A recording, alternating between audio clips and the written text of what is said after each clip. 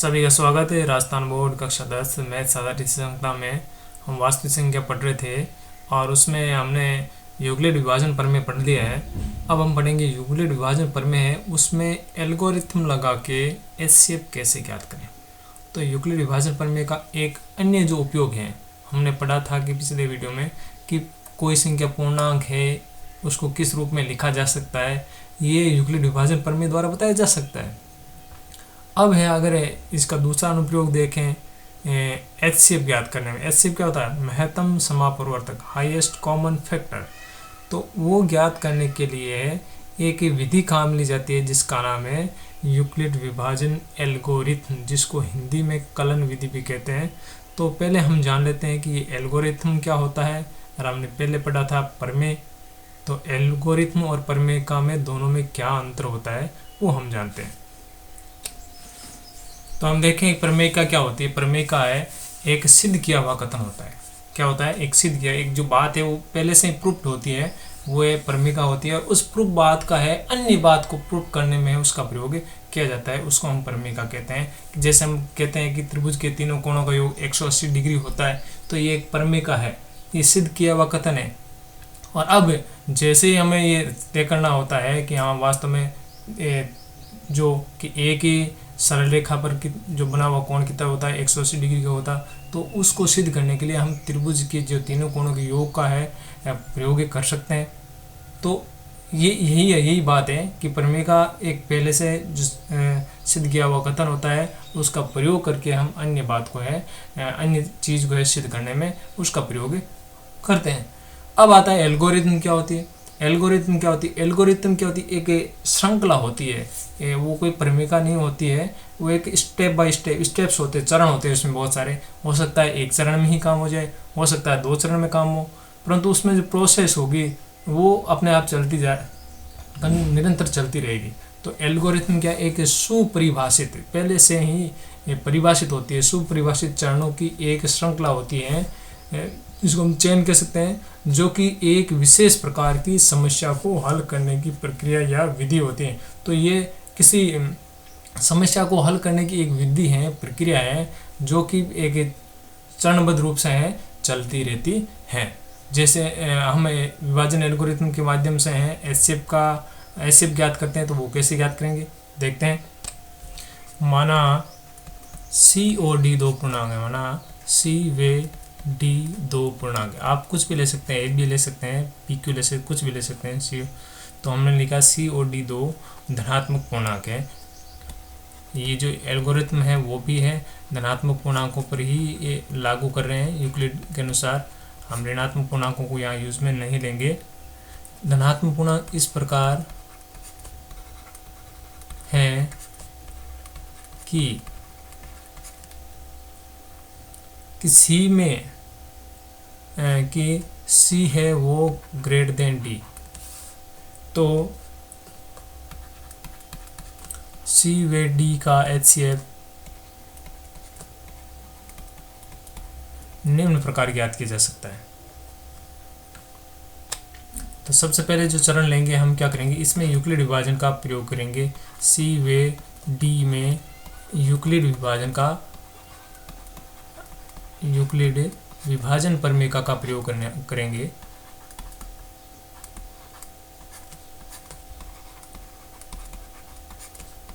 का प्रयोग करने पर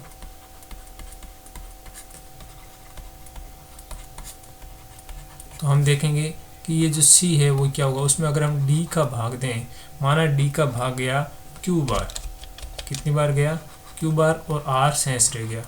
ठीक है, इस स्थिति हम देखें जहाँ R क्या होगा वो ग्रेटर देन इक्वल टू 0 होगा, ग्रेटर देन इक्वल टू 0 और लेस देन क्या होगा B होगा। यदि यहाँ R 0 हो जाता है तो C और D का जो एचसीएफ है वो क्या हो जाएगा D हो जाएगा, यानी जिसका भाग दिया वो एचसीएफ हो जाएगा।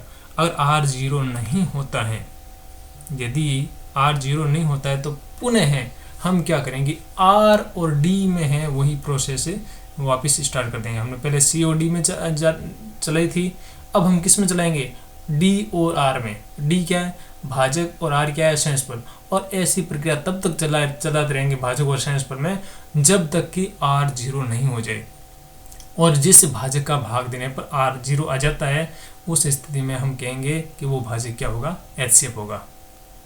तो ये चरण इस प्रकार होंगे कि हम सी और डी में यूक्लिड विभाजन प्रमेय का प्रयोग करेंगे। और तो हम देखेंगे यूक्लिड विभाजन प्रमेय क्या होगा, C बराबर DQ प्लस R और R लेस देन B और ग्रेटर देन इक्वल टू 0। यदि प्रथम चरण में R यहाँ 0 आ जाए, ये R यहाँ 0 आ जाए, C बराबर DQ यानी C में D का पूरा भाग चल जाए, तब उस स्थिति में हम कहेंगे कि जो D होगा जिसका भाग दिया जा रहा है वो क्या होगा, C और D का HCF होगा।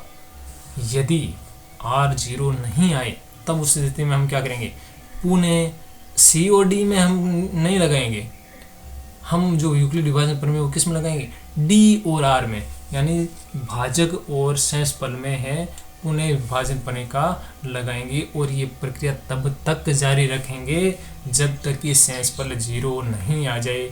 जिस स्थिति में सेंस 0 आ जाता है उस स्थिति में जो D होगा वो क्या होगा, हमारा HCF होगा। तो इसको हम एक उदाहरण के माध्यम से समझे। तो चलते हैं प्रश्नावली। ये 2.1 का चौथा प्रश्न, उसमें है 5-6 क्वेश्चन दे रखे हैं, उनमें से 2-3 हम करेंगे और आपको फिर है 2-3 बाकी के है हल करना है। प्रक्रिया में बता दूंगा और ये स्टेप है बहुत ही ईजी है, घबराने की कोई आवश्यकता नहीं है। तो प्रश्नावली 2.1 का चौथा क्वेश्चन, निम्नलिखित संख्या युग्मों का यूक्लिड विभाजन विधि द्वारा महत्तम समापवर्तक ज्ञात कीजिए। तो यहाँ पर जो विधि कहाँ मिलनी है वो कौन सी है, यूक्लिड विभाजन विधि है, इसका आपको विशेष ख्याल रखना है। पहला हम प्रश्न लें, क्या दे रखा है, 210 और 55। हम यहाँ देखेंगे 210 क्या है, ग्रेटर देन 55। अब हम 210 में क्या करेंगे, 55 का भाग देंगे। हमारा जो C या हम के यूक्लिड विभाजन के अनुसार क्या है, जो A है वो 210 है, B क्या है, B है 55। A को इस प्रकार लिखना है B के पदों में कि सेंसफल 0 हो जाए। तो उसके लिए हम क्या करेंगे, आपको एक अच्छा रहेगा कि आप इसको भाग वाली जो विधि है उससे आप उसको करें तो और ज़्यादा बेहतर रहेगा। अगर प्रश्न में ये कहा गया है कि यूक्लिड विभाजन विधि से है करना है तो आप भाग वाली विधि रफ में करके है यूक्लिड विभाजन विधि को इधर लिख सकते हैं। और आप प्रश्न में ये नहीं कहे कि यूक्लिड विभाजन विधि से कीजिए या अन्य विधि से कीजिए, केवल यही कहे कि HCF ज्ञात कीजिए, तो आप सीधा है भाग वाली विधि से करें, यूक्लिड विभाजन विधि को प्रयोग में ना लें, तो आपका समय भी बचेगा और कार्य भी जल्दी होगा और बड़ा अच्छी तरीके से होगा। तो हम क्या करेंगे, इसको भाग के रूप में हम लिखेंगे कि 210 में भाग किसका देना है, भाग देना है 55 का। तो 210 में भाग 55 का कितनी बार गया, तो 3 बार जाता है, 165। 55 दिया 165, बाकी कितना बच गया, बाकी हम देखें यहाँ इसमें से घटा लेंगे 5, इधर से ये घट गया 4 यानी 45। ये सेंस रह गया अपना, वापस से लिख लेते हैं 45। अब ये जो सेंसफल रहा है उसका अब किस में भाग देना है, भाजक में। ये बात ध्यान रखनी है कि अब जो सेंसफल रहा है वो क्या बन जाएगा, भाजक बन जाएगा, और भाज्य क्या बनेगा, जो भाजक था। इन दोनों में ये तिरछे जो है उन्हीं में अब प्रक्रिया चलेगी। अब इसमें हम भाग लगाएंगे और यहाँ 55 अंदर लिख देंगे। तो 55 में 45 का भाग कितनी बार गया, एक बार, बहुत ईजी है, 2 बार करें तो 90 हो जाता है। क्या बच गया, 10 सेंस बच गया। अब 10 का भाग किस में जाएगा, 10 का भाग जाएगा 45 में।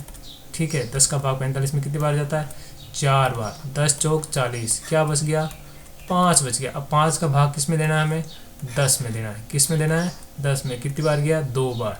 5 दूनी 10 यानी क्या बच गया, अब 0। तो यहाँ 0 किस में बचा है, किसका भाग देने पर 0 बचा है, भाग 5 का भाग देने पर 0 बचा है। तो हम यहाँ लिख सकते हैं अतः HCF बराबर 5, HCF बराबर 5। जिसका भाग देने पर, जिस अंतिम प्रोसेस में भाग दिया वहाँ पर भाग देने पर 0 सेंसफल आ जाता है। यहाँ पर 5 का भाग देने पर 0 सेंसफल आ गया, तो ये 5 क्या होगा, ऐसे। अब इसको हम यूक्लिड विभाजन के रूप में लिखें तो कैसे लिखेंगे, हम यहाँ लिखेंगे यूक्लिड विभाजन प्रमेय से। तो यूक्लिड विभाजन प्रमेय ये हो गई। तो यहाँ हम देखें a का मान 210 है, ठीक है, यहाँ से सारा देख लें। और उसमें किसका भाग दिया था, बी यानी 55, 55 का भाग कितनी बार गया था, भाग गया था 3 बार। और शेष क्या रहा, शेष रहा 45, ये बिल्कुल यहाँ लिख दिया। अब है ये जो शिफ्ट चेंज होंगे, कैसे चेंज होंगे, ये जो है भाजक यहाँ आ जाएगा और शेष पर कहाँ आ जाएगा, इस रूप में आ जाएगा। तो अब यहाँ इसको और देखें 55 आ गया। अब भाजी क्या हो गया, 55 हो गया, ये रहा 55। और उसमें भाग किसका जा रहा है, 45 का, 45 का, ठीक है ना। ये स्टेप चेंज हो, 55 कहाँ आ गया, यहाँ पर 210 की जगह, और 45 कहाँ आ गया, 55 की जगह। यानी भाजक ने भाज्य का स्थान ले लिया और शेष फल ने भाजक का स्थान ले लिया। तो 55 में 45 का भाग गया एक बार, यहाँ बिल्कुल यहाँ से देख सकते हैं आप। और प्लस और शेष कितना रहा, 10। अब है 45 में है, देखिए किसका भाग गया, 10 का, कितनी बार, 4 बार। और शेष फिर क्या रहा, 5। और फिर यहाँ देखें, यहाँ सभी स्थिति में यहाँ देखें आर है, हम लिखेंगे नॉट इक्वल टू 0। यहाँ पर भी हम लिखेंगे आर नॉट इक्वल टू 0, यहाँ पर भी लिखेंगे आर नॉट इक्वल टू 0। जिस स्थिति में आर 0 नहीं होगा तब तक है हम HCF ज्ञात नहीं कर सकते। फिर यहाँ देखें 10, अब 10 को किसका भाग देना, 10 में भाग देना शेष पर 5 का, 5 का भाग कितनी बार गया, 2 बार, 5 दूनी 10। अब इस स्थिति में शेष पर क्या बच गया, 0, हम लिखेंगे आर बराबर 0, ठीक है। अतः HCF क्या हो गया, HCF बराबर 5। जिस भाजक का भाग देने पर R 0 हो जाता है वो क्या होगा, HCF होगा। तो बेहतर यही होगा कि आप ये जो भाग विधि वाला है प्रोसेस, ये इधर जो दाईं ओर दिया गया ये भाग विधि वाला प्रोसेस आप करेंगे तो वो ज़्यादा आसानी रहेगी। मैं सुझाव भी यही दूंगा कि आप भाग विधि वाला ही करें तो और ज़्यादा बेहतर रहेगा। अगर आपसे पूछा गया है कि यूक्लिड विभाजन विधि से कीजिए तो आप भाग विधि से करिए, उस भाग विधि के पद है वो इधर आप बड़ी आसानी से लिख सकते हैं। एक और क्वेश्चन लेते हैं इसमें, तो दूसरा इसका भाग लेते हैं 420 130 वाला लेते हैं, या उसको हम सॉल्व करते हैं। तो सबसे पहले हमें क्या करना, वही भाग विधि वाले इधर है एक लाइन खींचेंगे, और चाहे तो आप उस प्रश्न में भी है जहाँ कॉपी में कर रहे हैं वहाँ पर भी एक डिवाइडेशन लगा सकते हैं। हम देखें यहाँ से कि 420 है वो क्या है, किससे बड़ा है, 420 और ग्रेटर देन 130, तो भाग किस में जाना है, 420 में जाना है। तो यहाँ हम लिखेंगे 420 और उसमें भाग दिया किसका, 130 का। तो भाग दें कितनी बार गया, 3 बार जा रहा है, 13 2 26 13 39 390 और भाग गया 3 बार। तो बाकी शेष कितना रहा, हम देखें शेष रहा है 30 शेष रह गया। कितना शेष रह गया, 30 शेष रह गया। अब इस 30 का भाग किसमें देना है, इस भाजक में 130 में, 130 में हम भाग देंगे तो कितने बार, 4 3 12 120, 30 चौके 120, तो बाकी कितना रहेगा शेष 10। अब इस 10 में किसका भाग देंगे, 10 का भाग देंगे 30 में, 10 का भाग देंगे 30 में, कितनी बार गया, 3 बार, 10 दिया 30, शेष पर क्या बच गया, 0। अतः HCF क्या हुआ, HCF इक्वल टू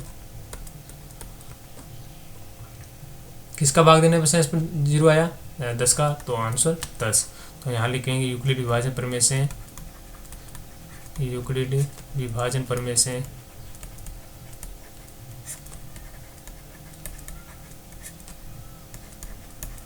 (420) बराबर 130 गुणा कितने बार भाग गया, 3 बार, प्लस शेष की तरह 30। हम यहाँ लिखेंगे R नॉट इक्वल टू 0, ठीक है।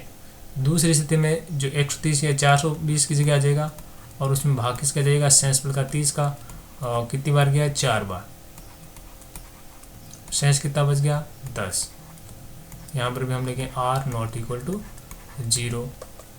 फिर 30 में भाग देंगे किसका, शेष पर जो 10 बचा था उसका, कितनी बार गया, 3 बार, और शेष पर अब क्या बच गया, 0। तो यहाँ लिखेंगे R बराबर 0। अतः HCF क्या हो गया, HCF इक्वल टू है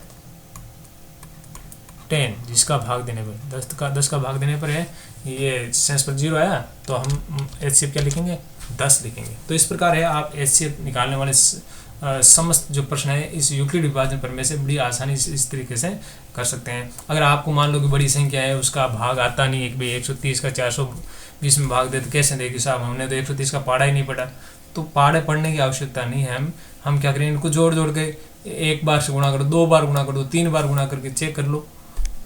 हमें अनुमान के आधार पर पहाड़ा बना अपने आप बना सकते हैं। तो पहाड़ा बनाने के लिए है वो याद करना जरूरी नहीं है, केवल इतना ही है कि हमें गुणा करना आना चाहिए, 1 से 9 तक गुणा करना अगर हमें आता है तो बिल्कुल आसानी से किसी संख्या का पहाड़ा है वो लिख सकते हैं। अब चलते हैं इस प्रश्नावली के जो अंतिम प्रश्न है क्वेश्चन संख्या 5, उसमें क्या लिखा गया, यदि संख्या 408 प्रश्न संख्या 4 के जो है आपके बाकी जो बचे हैं क्वेश्चन पार्ट्स के वो है आपको करने हैं, आप करके है वो अपनी कॉपी में नोट कीजिए। अगर आप नहीं कर पाते कहीं अगर आपकी समस्या आती है तो ये जो PDF की जो फाइल है जो इसके आंसर की वाली वो आपको डिस्क्रिप्शन में मिल जाएगी, वहाँ से आप उसको चेक भी कर सकते हैं। प्रश्न संख्या 5 देखे लिखा है कि यदि संख्या 408 और 1032 के महत्तम समापत्ति को है 132 x माइनस 480 गुणा 5, यहाँ x है ये गुणा है के रूप में व्यक्त किया जाता है, तो मान ज्ञात कीजिए किसका, x का। तो x का मान ज्ञात कीजिए। तो हमें यह क्या करना है, हल निकालें। तो दो संख्या दी हुई है 408 व 1032। हम देखें 1000 है 32 है वो क्या है ग्रेड देन है 408। तो हमें इसका HCF निकालने सबसे पहले, और तो वही लाइन खींचते हैं हम इधर साइड में।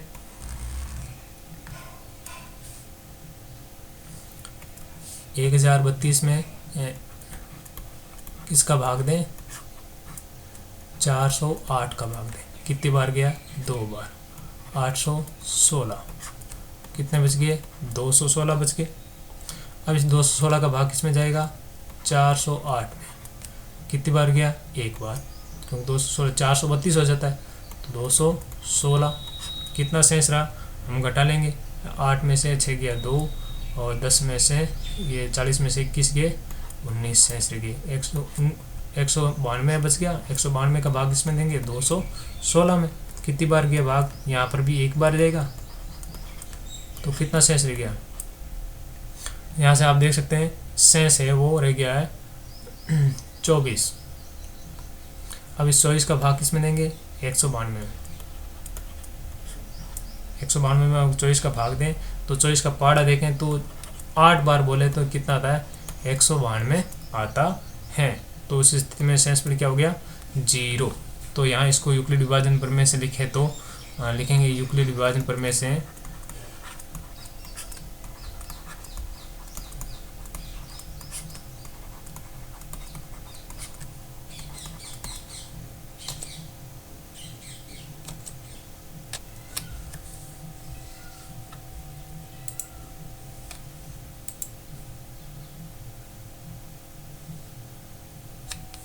यूक्लिड विभाजन प्रमेय से हम देखें तो क्या निकल के आएगा, लिखेंगे 1032 में भाग किसका दिया था, 408 का। कितनी बार गया था, 2 बार। शेष कितना बचा था, 216। ठीक है, लिखेंगे r नॉट इक्वल टू 0। पहले तो हमें HCF ज्ञात करना है, तो HCF ज्ञात करके फिर उस HCF को इसके रूप में लिखना है, इसके बराबर लिखना है, तो अपने आप सॉल्व हो जाएगा, एक समान आ जाएगा। फिर है 408 में हम किसका भाग देंगे, जो शेष पर बचा है 216 उसका। कितनी बार गया, 1 बार, और शेष क्या बच गया, 192। यहाँ पर भी r है वो 0 नहीं है। फिर हमें 216 लेंगे, उसमें भाग किसका देंगे, 192 में जो शेष बचा था उसका भाग भी 1 बार गया, प्लस कितना बच गया, 24 शेष बच गया। यहाँ पर भी r है नॉट इक्वल टू 0। ठीक है, फिर हम लेंगे 192, उसमें भाग देंगे किसका, शेष पर 24 का। कितनी बार गया, 8 बार, और 8 बार भाग जाने पर शेष क्या बच गया, 0। r बराबर 0। अतः HCF क्या हो गया, अतः HCF बराबर कितना हो गया, किसका भाग देने पर आया, 24 का। 24 HCF होगा। तो ये जो हमारी जो समीकरण था उसको हम इस रूप में भी तो लिख सकते हैं। आते हैं प्रश्नानुसार।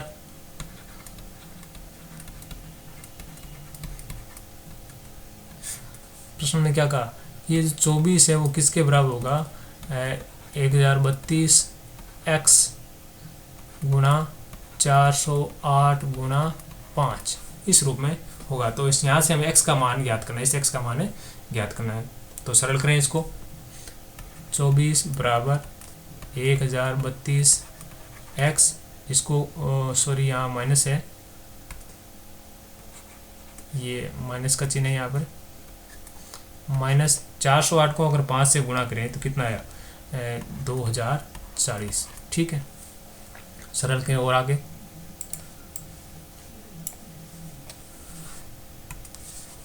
तो 1032 x वाला हम इधर ले लेंगे, बाकी 1032 के साथ में उसको उधर भेज देंगे, ये है, इसको उधर भेजेंगे तो किसका हो जाएगा, ये माइनस का उधर जाकर प्लस का हो जाएगा।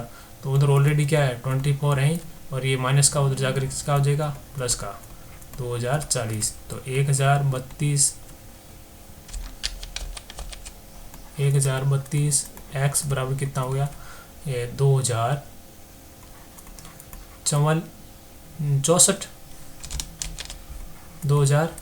तो x का मान क्या आया, 2064 बटा इस 1032 का भाग दे देंगे, x के जो गुणाम होगा वो भाग में आ जाएगा। तो कितनी बार गया, x बराबर का मान कितना गया, 2। तो इस प्रकार हम कहेंगे x का मान क्या है, 2 होगा। इस प्रकार स्पष्ट है कि इस प्रश्न को करने के लिए हमें सबसे पहले क्या कि एक 408 और 1032 का HCF ज्ञात करना था, और उसको फिर ये जो समीकरण दिया होता उसके बराबर लिखना था और उसको हल करना था, अपना आंसर आ गया। अब इस प्रश्नावली में कुछ ये है उदाहरण भी दे रखे हैं, आप उन उदाहरणों को भी करें तो बेहतर रहेगा। हम चलते हैं उन उदाहरणों की ओर। उदाहरण संख्या जो 1 है 81 और 237 का महत्तम समापवर्ती यूक्लिड विभाजन विधि से ज्ञात करना है, तो आप बड़ी आसानी से ज्ञात कर सकते हैं। दूसरा क्वेश्चन देखें, किसी परेड में 616 सदस्य वाले, वो उदाहरण संख्या 1 आप कीजिए, हम इस पर देखेंगे। किसी परेड में 616 सदस्य वाली एक सेना की जो टुकड़ी है उसको कितने 32 सदस्यों वाले एक आर्मी बैंड के पीछे मार्च करना है।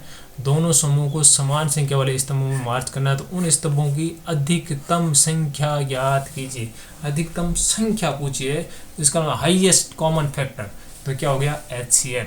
तो हमें 216 और 32 का क्या याद करना है, HCF यहाँ ज्ञात करना है। ऐसे प्रश्नों में जो यहाँ लास्ट में पूछा होता है उसी के अनुरूप हमें काम करना है। यहाँ पर ये सदस्यों की संख्या दे रखी है, सदस्यों की संख्या दे रखी है, वहाँ लास्ट में भी है, क्या पूछा है, स्तंभों की अधिकतम संख्या पूछी है। तो हमें क्या करना है, हमें HCF ज्ञात करना है। अधिकतम संख्या पूछी है तो HCF हमें ज्ञात करना है। तो हम शुरू करते हैं। हम लिखेंगे 616 और ग्रेटर देन क्या है 32। तो इसको एक प्रमेय के रूप में, अगर यहाँ भागफल के रूप में इधर देखें तो इस रूप में भी हम लिख सकते हैं। 616 में किसका भाग देना, हमें 32 का भाग देना है। तो 32 का भाग दें 616 में, तो देखें भाग ये बड़ी संख्या है तो इसमें पहले भाग प्रक्रिया पूरी करेंगे। 32 का भाग है 61 में देंगे तो कितनी बार गया, एक बार। 32 एकम 32, बाकी बच गया 29 29।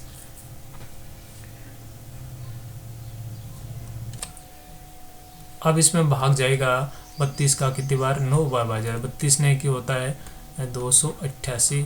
तो फाइनली जो शेष बच गया वो कितना बच रहा है, 288 में से कितना बच गया, 8 शेष बच रहा है। अब इस 8 का किस में भाग देना है, पुनः 32 में भाग देना। तो आपको यहाँ थोड़ा सा ध्यान रखना है कि अगर बड़ी संख्या हो जाती है उसमें भाग प्रक्रिया हमको पूरी करनी है, फिर जो अंत में जो शेष बचता है वही शेष फल होगा। नहीं कि यहाँ पर गुणती शेष बचा हमने भाग लगा दिया फिर 32 में, नहीं, क्योंकि आगे 6 और था, हम 6 को उतारेंगे फिर आगे प्रक्रिया शुरू करेंगे। तो 32 में 8 का भाग कितनी बार जा रहा है, 4 बार। 8 जो 32, शेष क्या आ गया 0। तो HCF क्या हो गया, यहाँ पर HCF हो गया 8।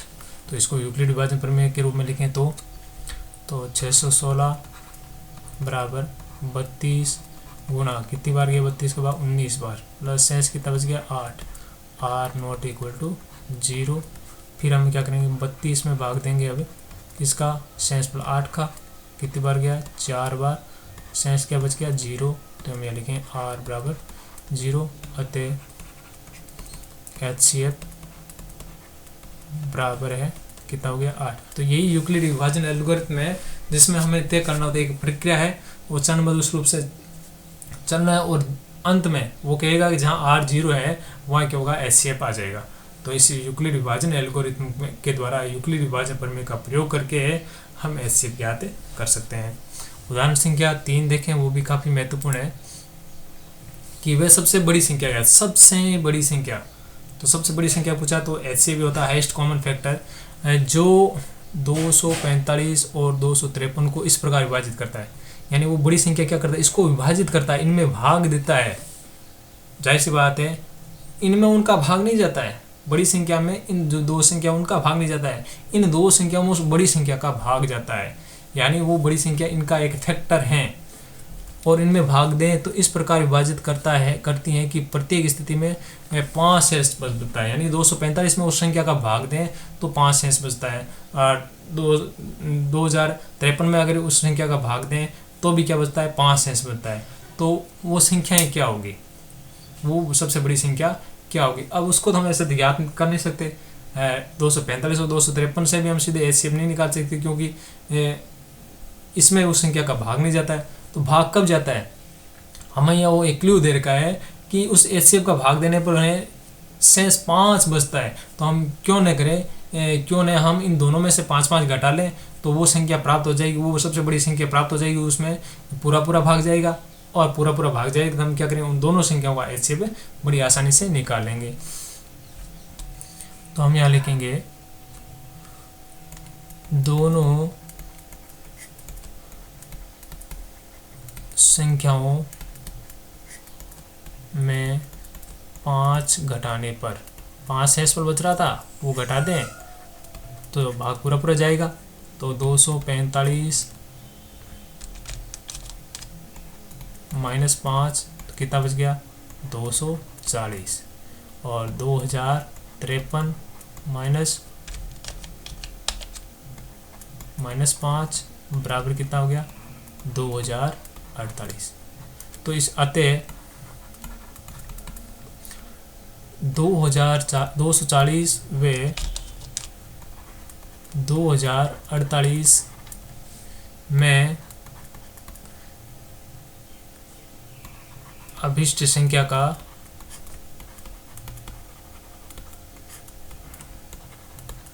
पूरा भाग जाता है।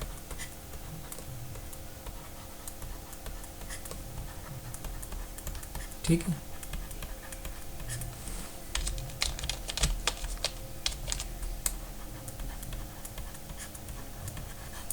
अतः HCF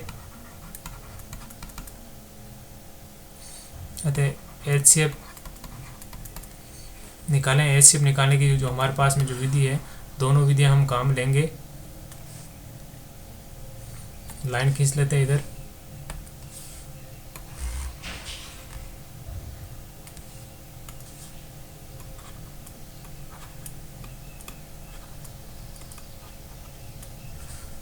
हाँ, तो 240 और 2048 में कौन बड़ा है, 2048 है वो ग्रेटर देन 240, इसलिए 2048 में हम क्या करेंगे 240 का भाग देंगे। किसका भाग देंगे 240, जो छोटी संख्या है उसका भाग दें हम।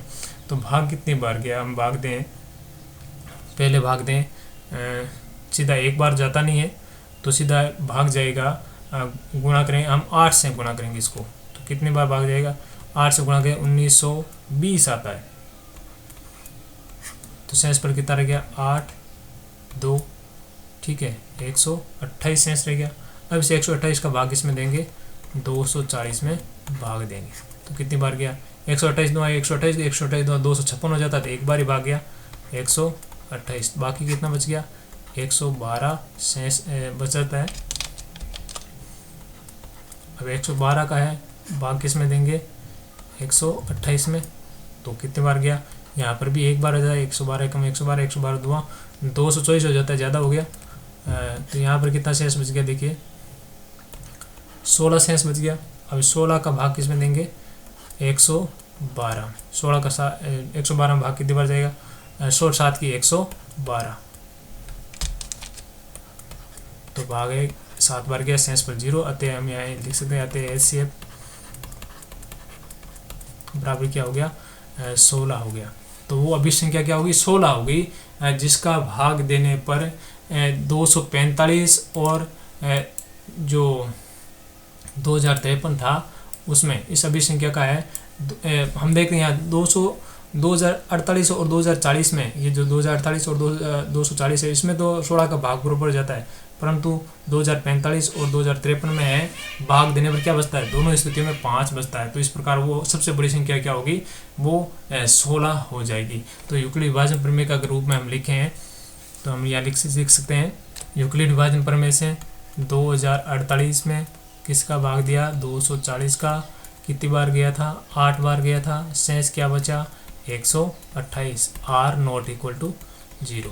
ठीक है, दूसरी स्थिति है, ये एल्गोरिथम पूरा लगाएंगे, इसीलिए हम r नॉट इक्वल टू 0 लिखने, वरना हमें विभाजन प्रमेय लिखेंगे तो लिखते हैं r greater than equal to 0 less than b। दूसरी चरण में हम क्या था, 240 में भाग दिया था हमने, किसका, 128 शेष का। तो ये ध्यान रखना है कि ये एक स्टेप 240 भाज्य के स्थान पर है और शेष पर है वो भाज्य के स्थान पर, कितनी बार गया, एक बार, शेष कितना बच गया 112, r नॉट इक्वल टू 0। फिर 128 में भाग दिया 112 का, कितनी बार गया, एक बार, और शेष कितना बच गया, 16 बच गया। यहाँ पर भी है r नॉट इक्वल टू 0। फिर 112 में भाग देंगे किसका, शेष 16 बचा उसका, 16 का भाग कितनी बार गया, 7 बार, शेष क्या बच गया 0, यानी 16 का पूरा भाग जाता है, यानी r यहाँ क्या गया 0। अतः HCF बराबर कितना हो गया 16। अब तो लास्ट में लिखेंगे अतः अभिष्ट संख्या 16 है जिसका 245 व 2053 में भाग देने पर प्रत्येक स्थिति में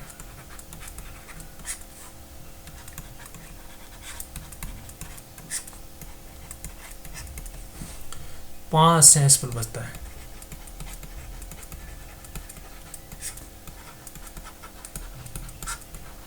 तो इस प्रकार ये हमारा एक क्वेश्चन है कंप्लीट हुआ और ये प्रश्नावली भी कंप्लीट हुई। आशा करता हूँ कि आपको ये वीडियो अच्छा लगा होगा और आप बाकी जो क्वेश्चन है वो करें और कमेंट बॉक्स में कमेंट जरूर करें कि हमने कर लिया है या क्या समस्या है, वो भी आप जरूर बताइए ताकि उस समस्या के संदर्भ में आपका निराकरण भी किया जा सके। इस प्रकार हमने इन 3 वीडियो के माध्यम से, वीडियो संख्या 1, 2, 3 के माध्यम से प्रश्नावली 2.1 को है कंप्लीट किया। अगला जो वीडियो होगा उसमें हम लेंगे अंक गणित की आधारभूत प्रमेय, जिसके माध्यम से भी हम HCF और LCM ज्ञात करेंगे किसी संख्या का अभाज्य गुणनखंड विधि के द्वारा, अभाज्य गुणनखंड करके HCF ज्ञात करेंगे। तब तक के लिए धन्यवाद।